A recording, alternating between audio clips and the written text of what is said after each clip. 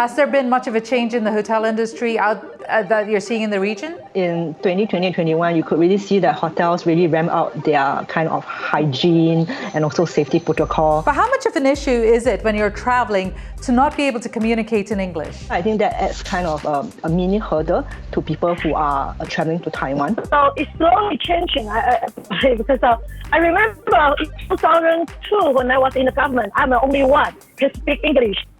Hello and welcome to Connected. I'm Divya Gopalan. So remember the days when you had to take into account travel restrictions, quarantines, vaccine requirements, and COVID tests? Well, this year, most of the world fully reopened its borders to international visitors. So we at Connected want to mark World Tourism Day, which falls at the end of September. And in today's show, we're encouraging you to pack up your bags and head to your bucket list destinations with some insight from our guests, Yen Kang, who's the Managing Director of Joyvel DMC, who's speaking to us from northeastern Taiwan in Ilan. And we have Wendy Ng speaking to us from Singapore. Wendy's a content creator and travel writer. Thank you both so much for joining the program today. I want to start with you, Yen. Let's talk about what you do. What is your mission for Taiwan as a destination for tourists? Tell us a little bit more about your job. Hello, everybody. My name is Yen. I work in Taiwan, like a tourism industry, maybe more than 20 years. Mostly my job is related to promoting Taiwan as a destination for tourists, especially for inbound tourists. And also my job is to help them to improve their travel service quality. So that is my job mostly do. Now, welcome everybody to Taiwan. Right, and we'll be, of course, going into that a little bit more. And Wendy, you're a frequent traveler to Taiwan, but before we get into that, you're a blogger and travel influencer. Tell us about your path or why you took this journey to become a travel content creator. Hi everyone, hello from Singapore. So my journey started in 2013 in Okinawa. So I was very lucky to have the opportunity to travel and live in Okinawa for a teaching program called the Japan Exchange Teaching Program. So I spent 2 life-changing years in Okinawa because it was so beautiful, and I had the opportunity to travel to different parts of Japan as well as Hong Kong and Taiwan. So when I traveled during those 2 years, I discovered different culture and nature, and it was so inspirational. And that's when I started my travel website, Why Wendy Writes. And we'll be talking a lot more about that too throughout the program. But before we really get into the heart of the discussion, I want to take you to some numbers, some facts and figures here. And this is a picture of the global tourism market. After a sharp drop during the pandemic, it grew by roughly 41% to over $2 trillion in 2022. That's compared to the year before. Now, this figure is expected to rise to nearly $2.29 trillion in 2023. That will surpass 2019. That was the year with the highest ever peak since tourism records began. So it looks like the appetite for travel is back. So I want to ask you, Yen, will Taiwan, or how is Taiwan looking when it comes to figures for this year, or people coming to Taiwan? Previously, it's because of pandemic time, so the tourist arrival is going down. So recently, like after the pandemic time, international arrival is increasing, and I ask, it's about like maybe 70% or 70% recover of the before the pandemic time. So we have very positive way to see the inbound tourism for the overseas tourists to come to Taiwan. So Wendy, when we're looking at post-pandemic travel, what are you seeing? What are the patterns you're seeing with places like Japan, Korea, Singapore, and that region? Yes, I think definitely post-pandemic, there is great demand for travel. So Singaporeans are dying to travel out. So there is great demand for Japan, Taiwan, and neighboring countries like Bali, Indonesia, Australia, New Zealand. And from this demand, you can see that air ticket prices are going up. There have been a lot of huge travel fairs and campaigns taking place in Singapore. I just went to the NATA's travel fair, and the Taiwan Tourism Administration had a huge booth, and I was there for almost 2 hours just talking to everyone and learning more about the attractions in Taiwan. So yeah, and going off that, I mean, Taiwan seems to really be pushing for overseas tourists to come. What is it about Taiwan that you're telling overseas tourists that they must come and see? What is it that they must do when they come here? So in recent years, because pandemic time, we have the other way to see the tourism. So it's more it's going to the deep travel, like immerse travel, and go to like a little area and then to experience more about like maybe indigenous tourism or like a leisure farm tourism. All these kind of more localized things will become the new attraction from Taiwan. And also, I think another attraction for Taiwan, even we focus on this one, is like a sustainable tourism. Like recently, a lot of people, I know a lot of tourism industry, and they are talking about ESG. They're trying to make us to fit the ESG quality. So, like in south of Taiwan, they have Southern South Link ecotourism unit.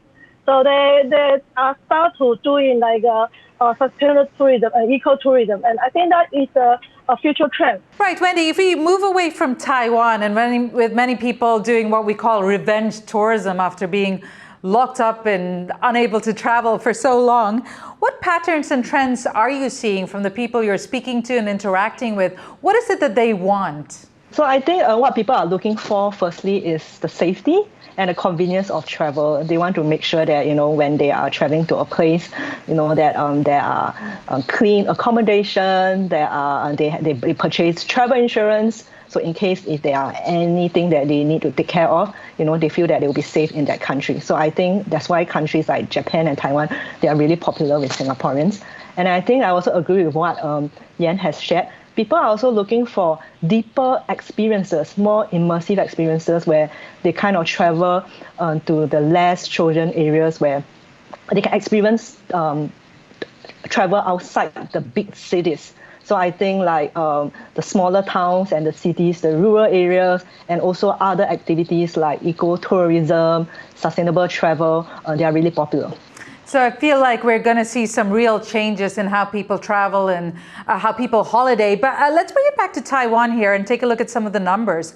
According to Tourism Bureau statistics, Taiwan welcomed around 900,000 visitors in 2022. That's compared to a low of 140,000 in 2021. And do remember, Taiwan had some severe border restrictions at the time.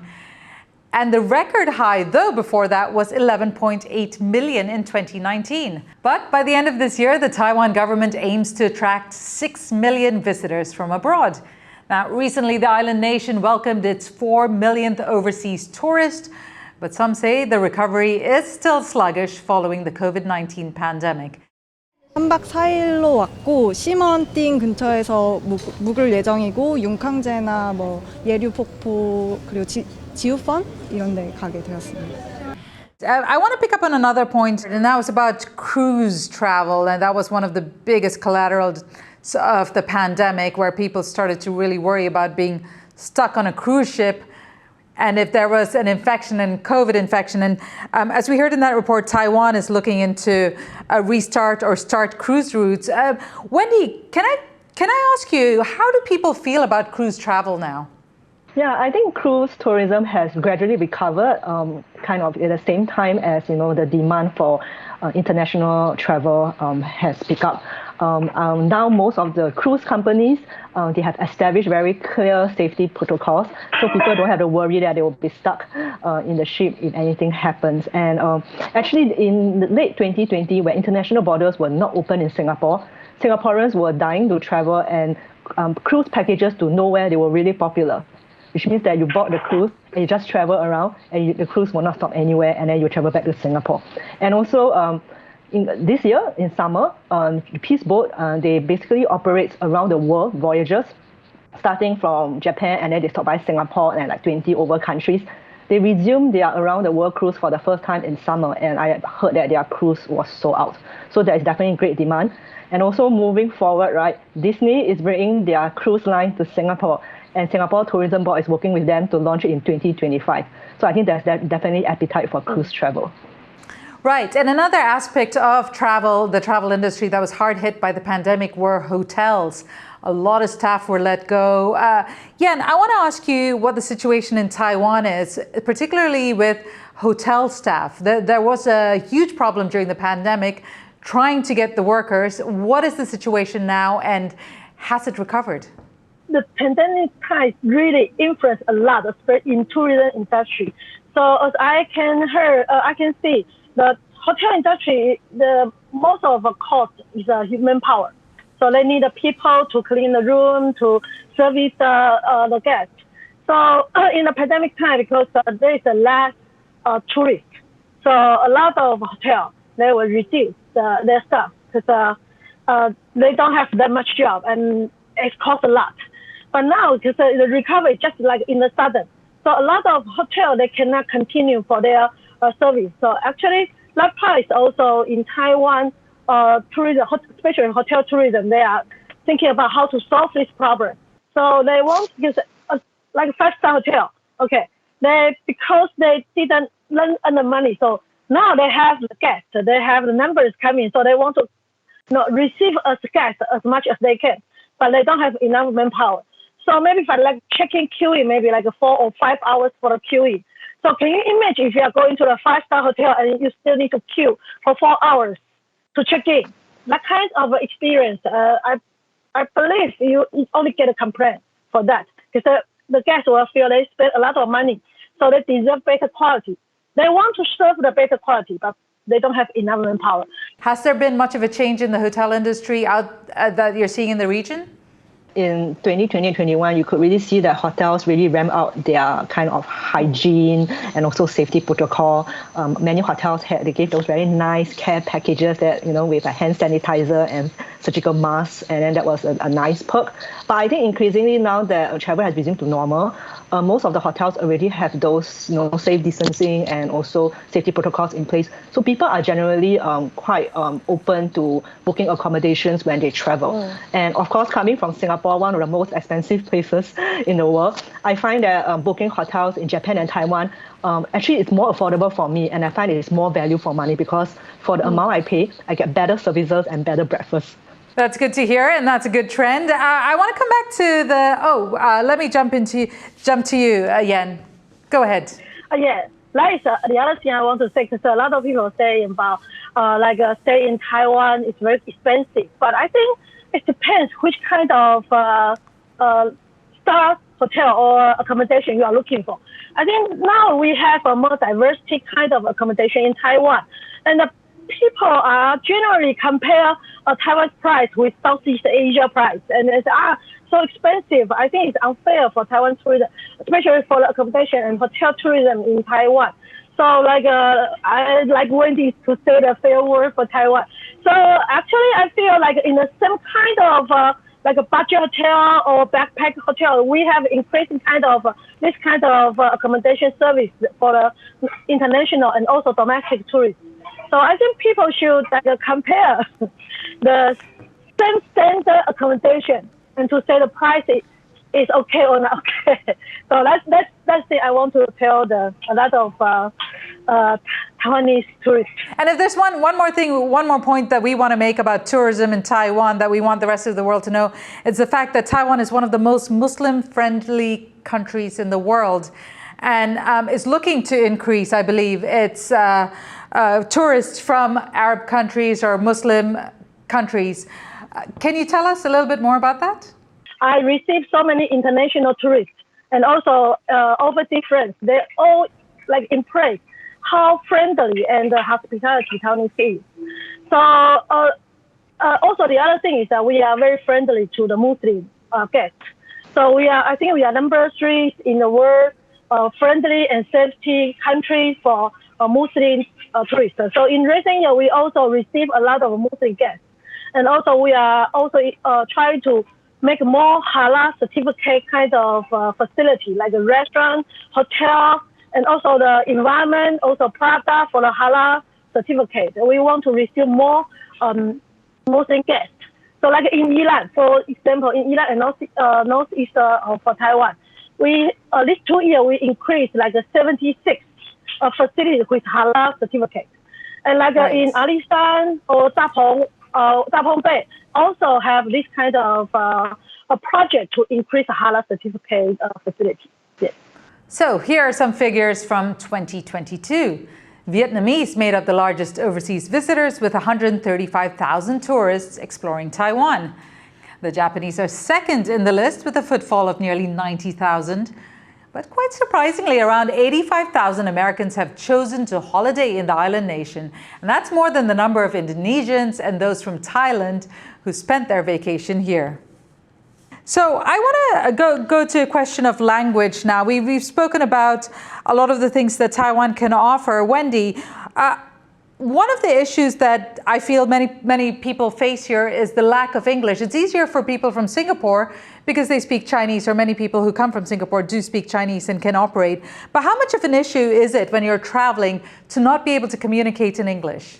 Yes, I mean, definitely. I am very lucky because I'm a Chinese Singaporean, so I feel very comfortable in Taiwan because I'm fluent in Mandarin. But I think some travelers definitely struggle because they do not speak or understand Mandarin, and it might be challenging, especially when they visit more remote parts of Taiwan. So while information about Taipei, English information is widely available, but those more remote areas like Jiayi and Taitung, for those areas, right, it's quite difficult to find information online in English. So for example, when I visited those places and when I try to research, usually I get travel information from social media, but a lot of these official social media platforms, they share their information in traditional Chinese characters, and they cater more to locals. So even though I'm a Chinese, it takes me longer to understand and read traditional Chinese characters. So I think that adds kind of a mini hurdle to people who are traveling to Taiwan. Also similar to Taiwan, like Japan, there is also a language barrier, but I think for Japan, they are really good with marketing and publicity, and they have really developed travel infrastructure. So when you search for Japan-related articles, you generally get more English content. Right. So Yen, what is Taiwan doing about that? It is widely known that English is, once you get out of the city, it's harder to find English content or English information. I think this part we are slowly improving because like in Singapore, like they already bilingual education, but in Taiwan, it's bilingual education is recently even start to like have to do that in 2030.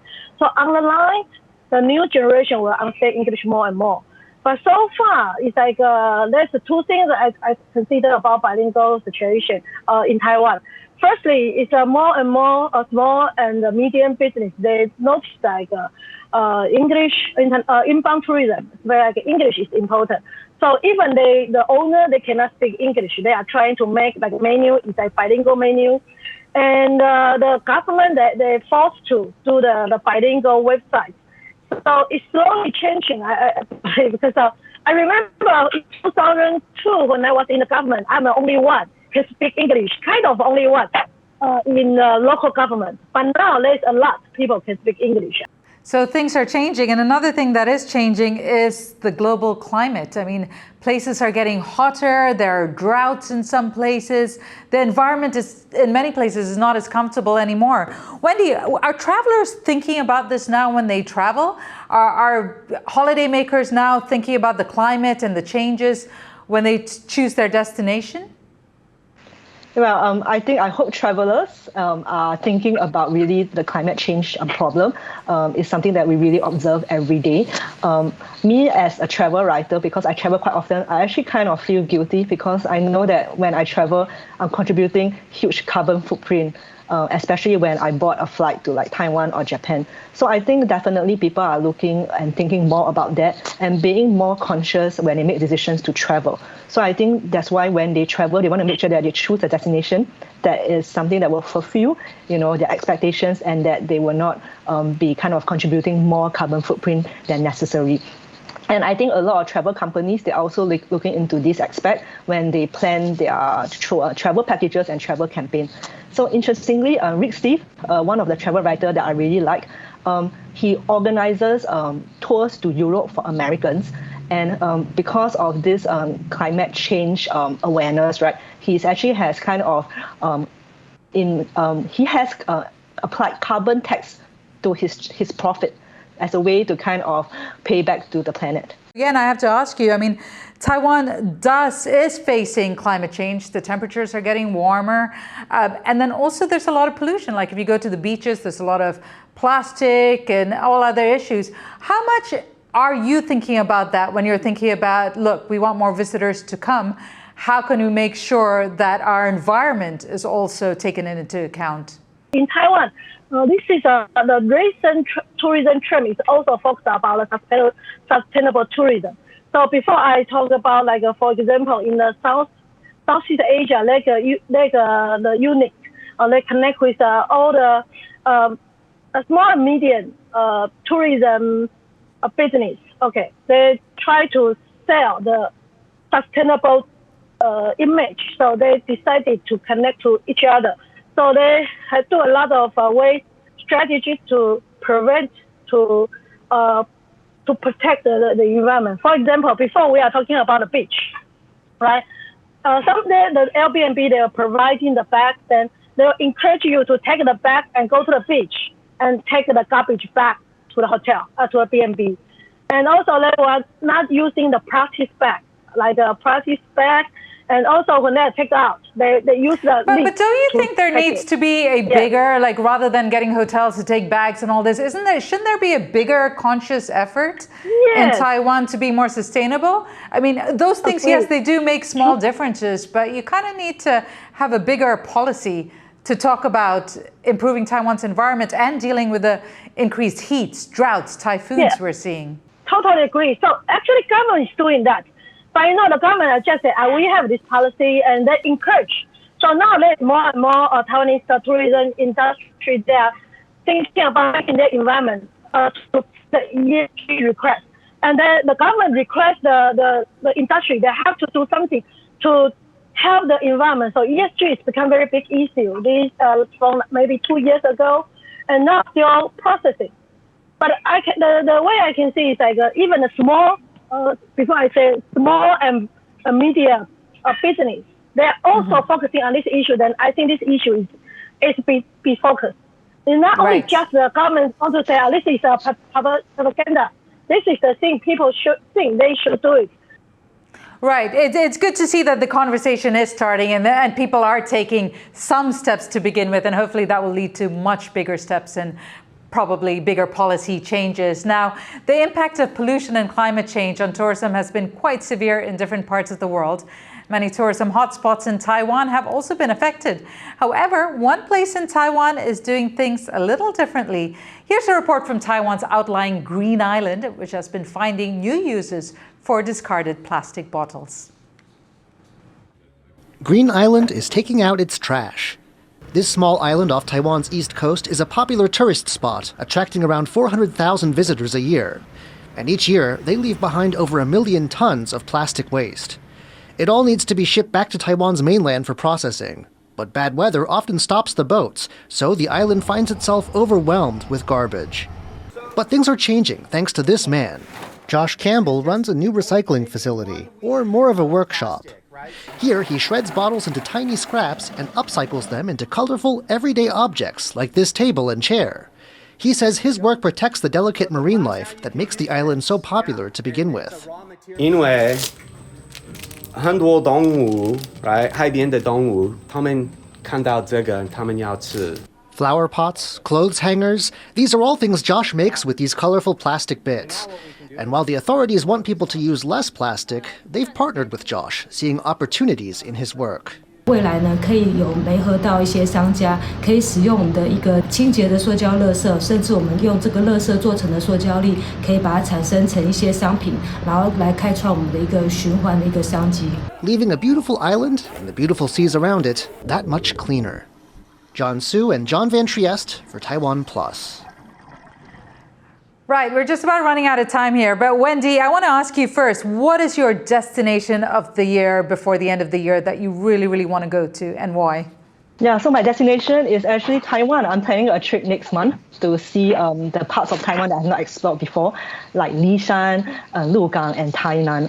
And this is thanks to the support of Taiwan Tourism Administration and also the Tri-Mountain Scenic Area. I think there's so much to see in Taiwan, and I make repeated trips. Many of my friends always ask me, why do you need more than one trip or 1 week in Taiwan? Because there's so much to see. And as Yen has said, there are a lot of remote islands and cultural spots that people have not explored before. So in that case, Yen, I want you to give Wendy one place she has not mentioned and you have not mentioned that's a hidden secret in Taiwan that she needs to go to. Okay. I know a lot of little Taiwan sports.